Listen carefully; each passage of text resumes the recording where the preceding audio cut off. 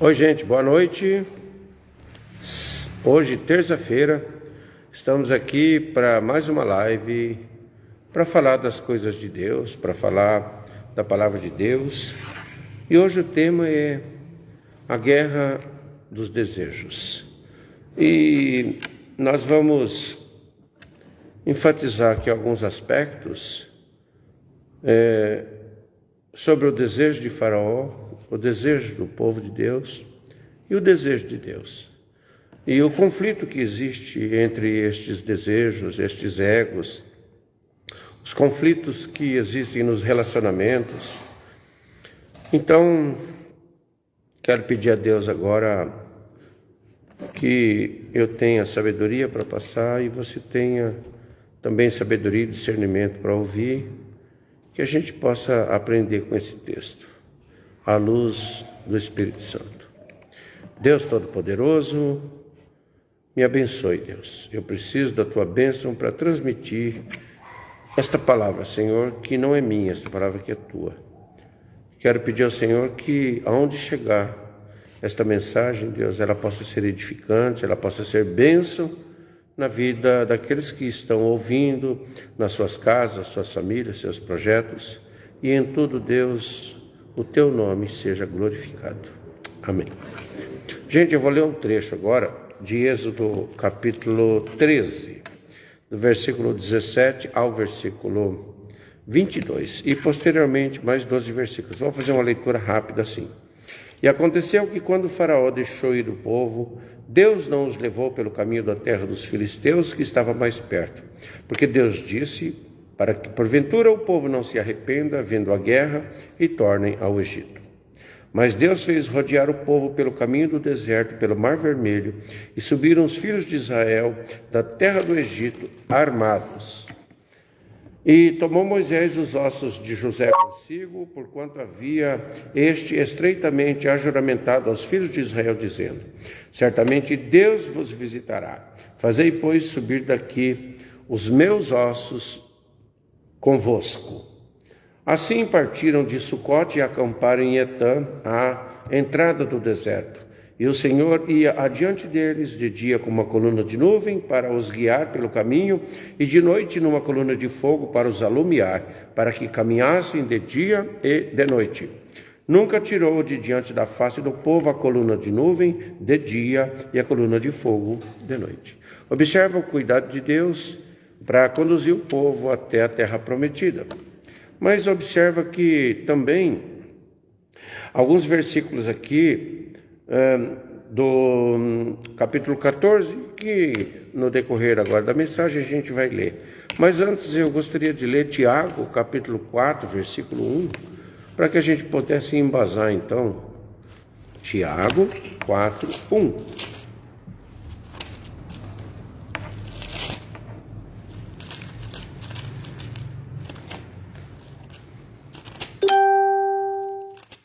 Diz assim a palavra de Deus: de onde vêm as guerras e pelejas entre vós?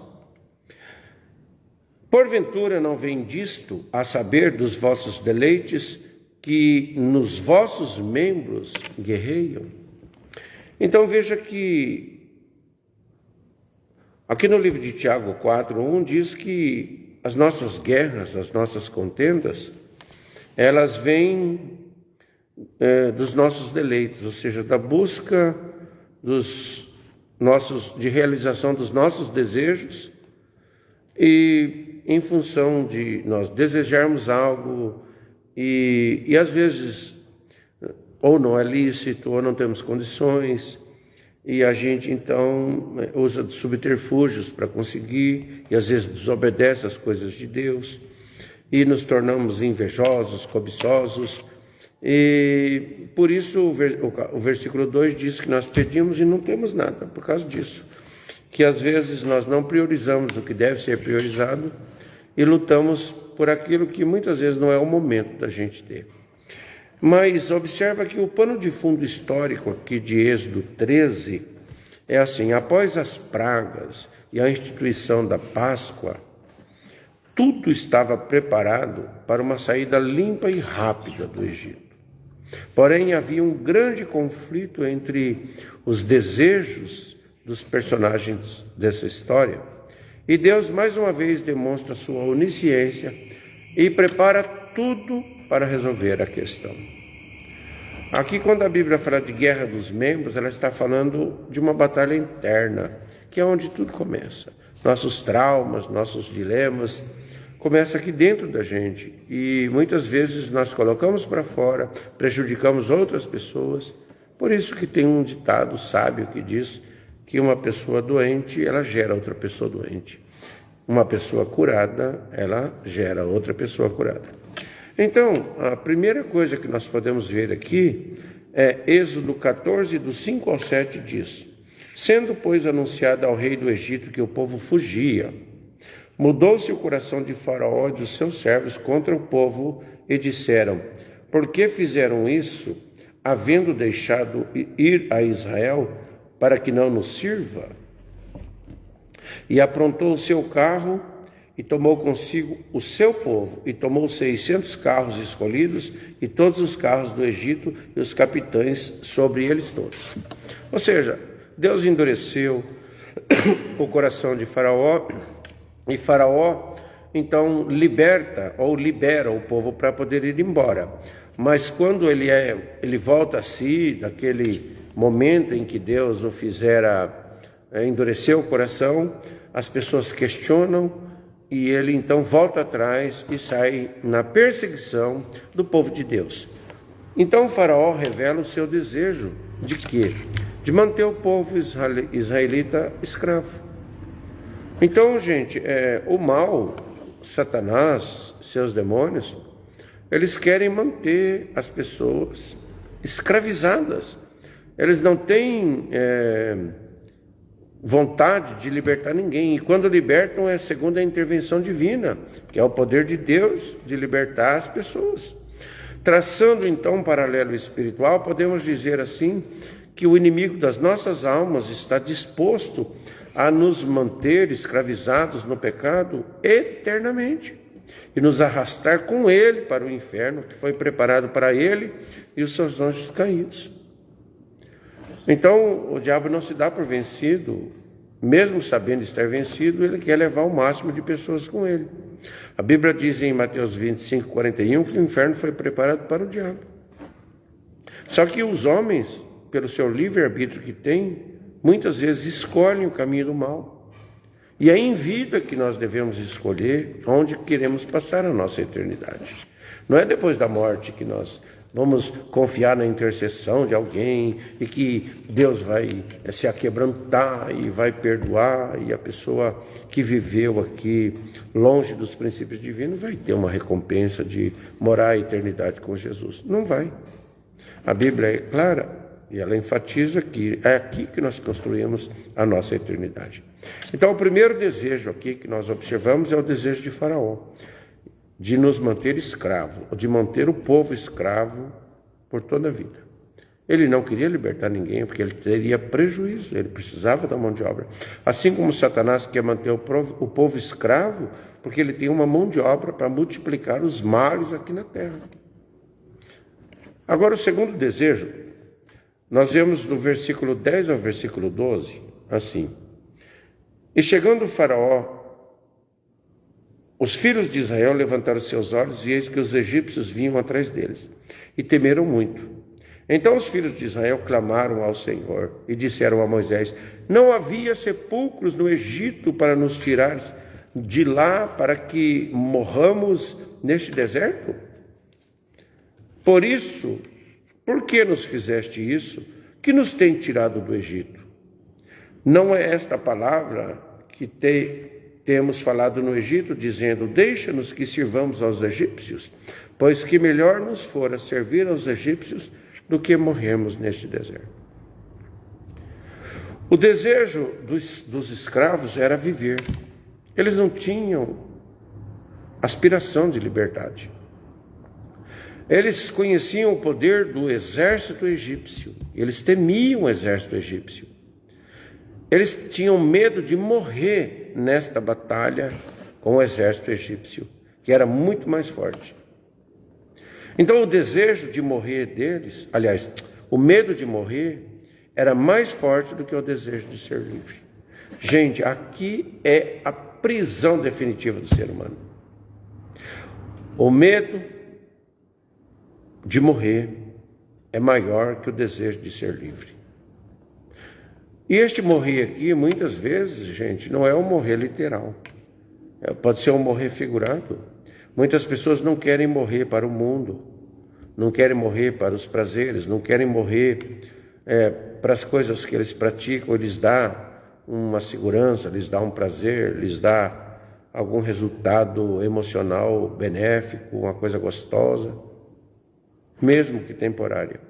E às vezes morrer para tudo isso é custoso para quem não tem desejo de viver. E de viver livre. Porque a impressão que dá é que quando eu tenho liberdade de fazer o que eu quero, eu sou livre. Não é. Não é. Aí você se torna escravo. Porque não consegue mais abandonar. Então, o que nós vemos aqui é que Deus havia endurecido o coração de Faraó. Quando o Faraó volta a si, ele sai à perseguição. Quando o povo vê o exército, eles não pensam em lutar, eles não pensam em resistir. Eles vão questionar se a liderança deles, se Moisés, se o próprio Deus, tirou eles do Egito para eles morrerem no deserto. E, na verdade, o plano de Deus era outro. Podemos dizer que muitas pessoas jamais serão livres do pecado e do mal por causa do medo da opinião de familiares, por causa do medo de opinião de amigos, por causa de críticas, por causa da confrontação, que é natural quando a gente assume uma fé, por causa do enfrentamento com as pessoas, pela razão da nossa fé, por causa das forças do mal, por causa de ter que sair de uma zona do conforto e entrar num terreno desconhecido, no terreno da fé. Muitas vezes acreditam que estão perdendo algo e às vezes não querem lutar por algo maior, tem medo de morrer, inclusive. Então, gente, estas coisas, elas acabam atrapalhando e são influenciadas por quê? Pelo medo do mal. E o medo do mal não pode ser maior que o amor ao bem, que o apego às coisas boas, porque no final de tudo, o mal vai perder, gente. E quem estiver do lado do mal vai perder junto com ele. Há pessoas que se contentam em permanecer na escravidão do pecado porque não querem tomar uma posição, porque é custoso mudar. É difícil quebrar paradigmas. Então, às vezes, é mais cômodo ficar do jeito que está. Há um aparente conforto em administrar a escravidão. Sabia? Existe um aparente conforto em administrar a escravidão. Tipo, este terreno aqui eu já conheço. Então, eu sei que eu vou ter perdas aqui e ali, mas pelo menos eu não preciso me esforçar, eu posso continuar assim. Gente, é terrível isso, mas acontece muito e a gente se depara todo dia com esse tipo de pensamento. O pensamento é de analisar as vantagens e o prazer imediato que isto proporciona. Por isso Jesus disse, se pois o Filho vos libertar, verdadeiramente sereis livres. E o verdadeiramente aí, irmãos, é libertação de mente, libertação de coração, libertação espiritual, sabe? Para ter uma vida gostosa, uma vida com Deus. E então nós vimos aqui o desejo de Faraó. O desejo de Faraó era escravizar o povo enquanto ele pudesse, de preferência por toda a vida. O desejo dos escravos aqui, que agora os filhos de Deus estavam escravizados, era viver a qualquer custo. Viver a qualquer custo, livres ou escravizados. E, em terceiro lugar, nós vemos aqui o desejo de Deus. Qual seria o desejo de Deus? Êxodo 13, 17 diz assim: E aconteceu que quando Faraó deixou ir o povo, Deus não os levou pelo caminho da terra dos filisteus, que estava mais perto, porque Deus disse, para que porventura o povo não se arrependa vendo a guerra e torne ao Egito. Ou seja, o propósito de Deus era evitar a guerra. O propósito de Deus é que o povo não visse a guerra e voltasse. Porque um povo que é escravizado, eles sempre foram subvertidos, eles sempre foram escravizados nas ideias, e foi criado na mente deles que eles eram escravos. Então, o maior estágio de escravidão é quando a mente é escravizada. Então, o desejo de Deus sempre foi libertar o povo. O desejo do Senhor era libertar o seu povo e os levar à terra prometida. Um dos atributos do nosso Deus é a onisciência. Ou seja, Deus sabe tudo, gente. Deus já sabia que os desejos dos escravos por libertação não eram um grito da alma de liberdade ou morte. Não era um desejo forte o suficiente para enfrentar o medo. Por isso ele fez o povo andar em círculos, 40 anos em círculos, dando tempo para que o exército de Faraó, dando tempo ao exército de Faraó de encontrar os israelitas para o confronto final. Então, gente, nós podemos dizer que o Senhor deseja que todos sejam salvos da escravidão do pecado para nos levar à Canaã celestial. Mas o medo impede muitas pessoas de entrar nesta bênção. Por isso, muitas vezes, Deus nos fará andar em círculos para nos obrigar a um confronto, a uma confrontação, a um enfrentamento. Só que o enfrentamento aqui, gente, não foi só do povo. Deus entrou na batalha. Quando existe o Mar Vermelho ali, Deus entra na batalha e mostra para o povo o seu poder. E se nós confiarmos em Deus, certamente que Deus vai mostrar o seu poder na nossa vida. Não existe batalha que não tenha fim, gente. Não existe batalha que não tenha fim. A doença tem fim, a prisão tem fim, tudo tem fim. Se nós confiarmos de fato que Deus é poderoso e não abrirmos mão do seu poder, certamente que Ele nos visitará em tempo oportuno e fará com que nós sejamos vitoriosos. Estamos encerrando aqui esta mensagem. Eu quero ler Êxodo 14, versículo 4, sabe? Que Êxodo 14, versículo 4 diz: eu endurecerei o coração de Faraó para que os persiga. Observa que Faraó perseguir o povo de Deus era um plano de Deus, para que lá na frente houvesse um confronto, porque Deus iria vingar a escravidão do povo. Gente, quem escraviza o povo de Deus, vai chegar um momento que Deus vai se levantar, e Deus vai tomar partido, e Deus vai fazer o que deve ser feito. Observa: eu serei glorificado em Faraó e em todo o seu exército, e saberão os egípcios que eu sou o Senhor. E assim fizeram. Então, gente, existia um plano de Deus. Era preciso fazer o povo ficar por ali até que chegasse o confronto de Faraó com os israelitas, porque daí Deus ia entrar e ia fazer o que fez. Para chegar na Canaã demorou muito tempo, mas ali eles ficaram rodeando para chegar até o momento onde não havia mais saída e precisava a intervenção de Deus, que era ali na beira do Mar Vermelho. Então, gente, na guerra dos desejos, estavam pulsando ali os desejos do coração de Faraó, de manter o povo escravo. Estava ali também pulsando os desejos dos israelitas, de viverem, independente se escravos ou não. Mas existia o desejo de Deus de libertar o povo. Deus não queria mais o povo escravo. Chegou o tempo da libertação, chegou o tempo da bênção. Por fim, graças à sua onisciência, o Senhor fez com que o seu povo ficasse frente a frente com o inimigo. O povo de Israel conhecia o poder dos egípcios. Tinha medo do poder dos egípcios. Apesar dos milagres já vivenciados por todos, ainda não conheciam o poder de Deus.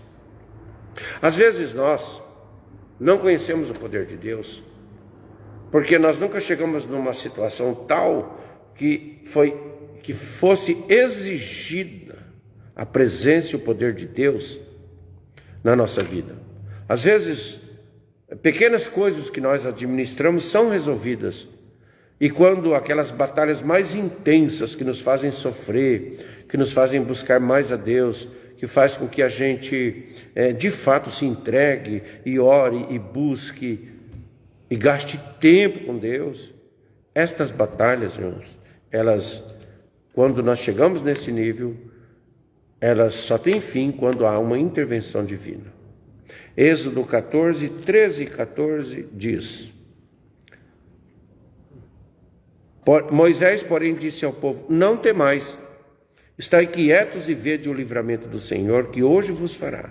Porque aos egípcios, que hoje vistes, nunca mais o vereis para sempre. Deus não promete aqui uma vitória parcial, nem uma vitória temporária.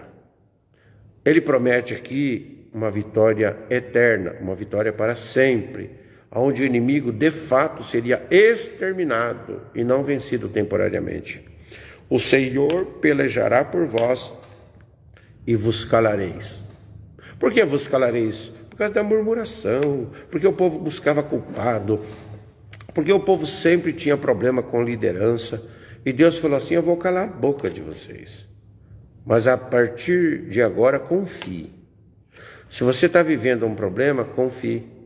Confie no poder de Deus, confie que Deus é suficiente para entrar na sua batalha pessoal e dar a você uma vitória. Cumprimento aqui o pastor, nosso amigo Francisco Nandi. Deus te abençoe, pastor, que você tenha muitas vitórias na sua vida pessoal, familiar e ministerial. Fique na paz. Até toda terça eu observo que você tem assistido. Obrigado por você estar aqui presente. É bom saber que nós temos amigos que estão prestigiando a live. Deus te abençoe. Também minha esposa Regina está aqui assistindo. Que bom que você está aí. Graças a Deus ela esteve enferma, agora está melhor. E Deus vai completar a obra, né? Nós temos aqui então, Moisés falou assim: gente, vocês nunca mais verão esses inimigos, para sempre. Ou seja, é definitivo. Então, aqui no Êxodo 14, do 27 ao 31, observe aqui, gente, para encerrar o texto, 27 a 31. Então Moisés estendeu a mão sobre o mar, e o mar retornou à sua força ao amanhecer. E os egípcios fugiram ao seu encontro, e o Senhor derribou os egípcios no meio do mar. Porque as águas, tornando cobrir os carros e os cavaleiros e todo o exército de Faraó, que os haviam seguido no mar, nem ainda um deles ficou. Observa que Deus permitiu que o exército de Faraó perseguisse os israelitas, que fosse até o meio do mar, para então Deus entrar em ação. Ou seja, se Deus entra em ação antes, o exército seria poupado. E eles poderiam voltar depois a perseguir. Então observa, gente, que Deus não faz nada pela metade. Deus chegou até no momento em que não haveria condições do inimigo retornar, do inimigo arregimentar forças para vencer aquele momento e depois voltar ao ataque. Deus foi decisivo nessa batalha. E o meu desejo é que Deus entre na sua batalha e seja decisivo na sua vida. Continuando, os filhos de Israel foram pelo meio do mar em seco, e as águas foram-lhes como muro, à sua mão direita e à sua esquerda. Assim o Senhor salvou Israel naquele dia da mão dos egípcios, e Israel viu os egípcios mortos na praia do mar. E viu Israel a grande mão que o Senhor mostrara aos egípcios, e temeu o povo ao Senhor, e creu no Senhor e em Moisés, seu servo. Observa que eles questionavam Moisés, observa que eles tinham medo do exército de Faraó, mas agora eles temeram o Senhor, porque eles viram que o poder de Deus suplantou os inimigos, que o poder de Deus extrapola a qualquer força da terra, do inferno, dos ares. O poder de Deus é maior que tudo. Então as nossas batalhas, as nossas lutas, vamos entregar para o Senhor no dia de hoje. Assim como Ele salvou Israel, Ele pode nos salvar, Ele pode abençoar nossa casa, nossa família.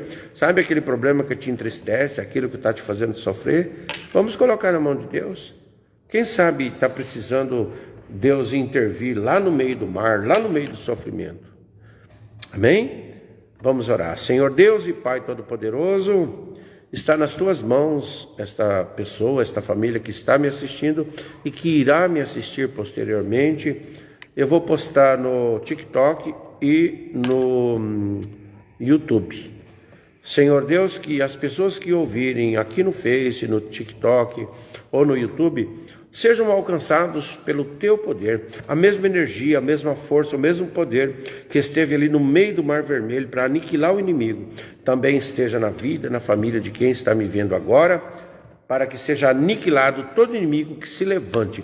Eu repreendo em nome de Jesus todo inimigo da vida de todos, da minha e daqueles que porventura estão aqui atravessando problemas, atravessando dificuldades. O desejo do meu coração é que você seja grandemente abençoado. A Bíblia fala que nós somos maus e sabemos desejar boas dádivas aos nossos filhos. Imagina o que o poder de Deus pode fazer. Se nós que somos maus, como é o caso de todos nós, desejamos o bem, e eu desejo o bem para você, imagina o tamanho do amor de Deus e a bondade dele descendo sobre a tua vida para te libertar, para te curar, para fazer com que você seja sempre mais do que vencedor. Deus te ama e eu desejo o melhor para você. Boa noite, fica na paz, até a próxima, em nome de Jesus. Amém? Deus te abençoe.